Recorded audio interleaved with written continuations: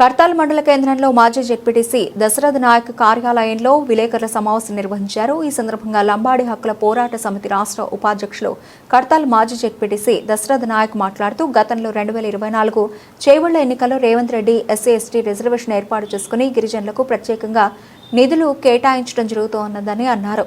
గిరిజనతండాలను ప్రత్యేకంగా గ్రామ పంచాయతీలను గుర్తించి రెవెన్యూ గ్రామ పంచాయతీలుగా తీర్చిదిద్దుతామని హామీ ఇవ్వడం జరిగిందని, కేసీఆర్ ప్రభుత్వంలో దళిత బంధు 10 లక్షల రూపాయలను ఏ విధంగా అయితే ఇచ్చారో ఎస్సీలకు అదేవిధంగా గిరిజనులకు గిరిజన బంధు కేటాయించాలని 12 లక్షల రూపాయలు ఇవ్వడం జరుగుతుందని ఎన్నికల సమయంలో హామీ ఇవ్వడం జరిగిందని, రాబోయే అసెంబ్లీ సమావేశాల్లో ఇక్కడున్న ఎమ్మెల్యే గిరిజనుల సోదరుల గురించి అసెంబ్లీలో మాట్లాడాలని, తాండాల్లో ఉన్న గ్రామ పంచాయతీలను రెవెన్యూ గ్రామ పంచాయతీలుగా గుర్తించాలని, తండాల అభివృద్ధికి పాటుపడాలని, ఆ విషయం అసెంబ్లీలో మాట్లాడాలని, గిరిజనులకు న్యాయం చేయాలని, లేని ఏడలా పెద్ద ఎత్తున ఉద్యమాలు చేయడానికి అధికారులు అనధికారులు ప్రతి ఒక్కరూ ఏకమై పెద్ద ఎత్తున ఉద్యమం చేయడం జరుగుతుందని ఆయన అన్నారు.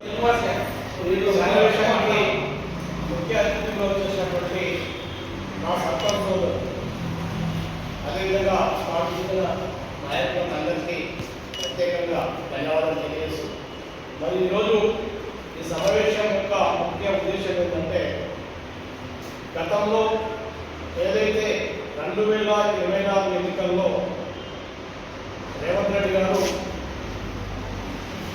ఏదైతే గిరిజనులకు ఇచ్చినటువంటి హామీ చేవేళ్ల ఎస్సీ/ఎస్టీ డిక్లరేషన్ ఏర్పాటు చేసుకొని జాతీయ కాంగ్రెస్ నాయకుడు ఆర్గేలు పిలుచుకొని మరి ఆ రోజు డిక్లరేషన్ ఏర్పాటు చేసి మరి గిరిజనులకు ప్రత్యేకంగా నిధులు కేటాయించి మరి గిరిజన సోదరులకు కార్పొరేషన్ చైర్మన్ కూడా కేటాయిస్తారని చెప్పడం జరిగింది. అదేవిధంగా ఏదైతే గ్రామ పంచాయతీలుగా గిరిజన తాండాలు ఉన్నాయో మరి ఆ గిరిజన తాండాలకు ప్రత్యేకంగా గ్రామ పంచాయతీలను గుర్తించి మరి రెవెన్యూ గ్రామ పంచాయతీలుగా వాటికి తీర్చిదిద్దుతామని చెప్పి ఆ రోజు హామీ ఇవ్వడం జరిగింది. అదేవిధంగా ఏదైతే కేసీఆర్ ప్రభుత్వంలో దళిత బంధు 10 లక్షల రూపాయలు ఎస్సీలకు ఇస్తున్నాం, మరి అదే మాదిరిగా గిరిజన సోదరులకు కూడా గిరిజన బంధు 12 లక్షల రూపాయలు ఇస్తారని చెప్పి ఆ రోజు ఎన్నికల సందర్భంలో హామీ ఇవ్వడం జరిగింది. మరి ఈరోజు మరి గిరిజన సోదరులు ఈరోజు డిమాండ్ ఏంటంటే, ముఖ్య డిమాండ్ ఏంటంటే, మరి ఏదైతే హామీ ఇచ్చిందో ఆ హామీ ప్రకారము మరి రెవెన్యూ గ్రామ పంచాయతీ తాండాలను రెవెన్యూ గ్రామ పంచాయతీగా గుర్తించి, అదేవిధంగా రేపు టీఆర్ఎస్ నుంచి అసెంబ్లీ సమావేశం జరుగుతుంది. మరి రేపు 20వ తారీఖు నాడు బడ్జెట్ కేటాయించడం జరుగుతుంది.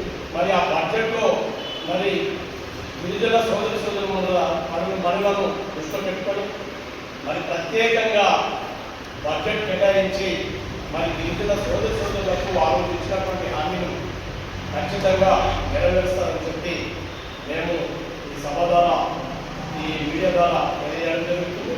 అదేవిధంగా ఏదైతే రేపు బహుశా బడ్జెట్లో మరి గిరిజనులకు ఎక్కడైతే బడ్జెట్ కేటాయించని విడద ఖచ్చితంగా ఈ గిరిజన సోదరులు రాష్ట్ర వ్యాప్తంగా కూడా ఆందోళన చేస్తారని చెప్పి ఈ మీడియా ద్వారా తెలియజేస్తున్నాం. మరి ఈరోజు కర్తాల్ మండలం నుంచి ప్రభుత్వానికి విజ్ఞప్తి అనుకోవచ్చు, డిమాండ్ అనుకోవచ్చు.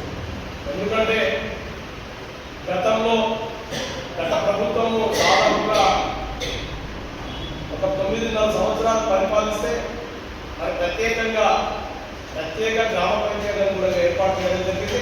మరి శివలాల్ మహారాజ్ జయంతిని కూడా అధికారికంగా జరుపుకోవడానికి అవకాశం ఇచ్చింది. అదేవిధంగా గిరిజన భవనం కూడా మరి హైదరాబాద్ నగరంలో బంజారాలో కూడా గిరిజన భవనాన్ని ఏర్పాటు చేసుకోవడం జరిగింది. అదేవిధంగా గిరిజన సోదరులకు 6% ఉన్నటువంటి రిజర్వేషన్లు 10% ఉండగా అమలు చేయడం జరిగింది. అదేవిధంగా కల్వకుర్తి కాన్స్టిట్యూన్సీలో మరి ఈ కల్వకుర్తికి హెడ్ క్వార్టర్ అయినటువంటి పూర్వపు సమితి అయినటువంటి మహమ్మద్గల్ మండలంలో కూడా దాదాపుగా 15 కోట్ల నిధులు కేటాయించి మరి అక్కడ కూడా శివాలయ భవనం కూడా ఏ రోడ్ మీద ఏర్పాటు చేసుకోవడం జరిగింది. మరి ఏదైతే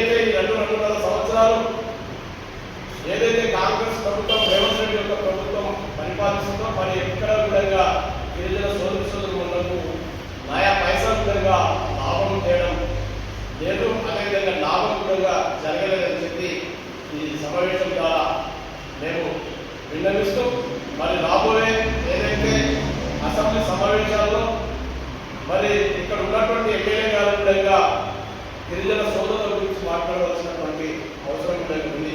ఎందుకంటే దాదాపుగా ఈ నియోజకవర్గంలో మరి దాదాపుగా 59 గ్రామ పంచాయతీలు ఎస్టీ గ్రామ పంచాయతీలు ఉన్నాయి. కాబట్టి ఇక్కడ గతంలో గ్రామాల కింద పెద్ద పెద్ద గ్రామాల కింద ఉన్నటువంటి తాండాలు గ్రామ పంచాయతీల ఏర్పాటు కావడం జరిగింది. కాబట్టి ఆ గ్రామ పంచాయతీలకు రెవెన్యూ ఆదాయం రావట్లేదు. కాబట్టి సోదరులు చిన్న చిన్న తాండాలలో సర్పంచులు, ఉప సర్పంచులు, వార్డు మెంబర్లు, పాలక మండలి ఇబ్బందులు వస్తున్నాయి. కాబట్టి ఖచ్చితంగా ఏదైతే 15 ఫైనాన్స్ కావచ్చు, ఏదైతే జనరల్ ఫండ్ కావచ్చు, ఇప్పుడే మా సోదరులు చాలా మంది సర్పంచులు కూడా విన్నవించడం జరిగింది. ఆ నిధులు మనకు చేతికి సరిపడలేదని చెప్పడం జరిగింది.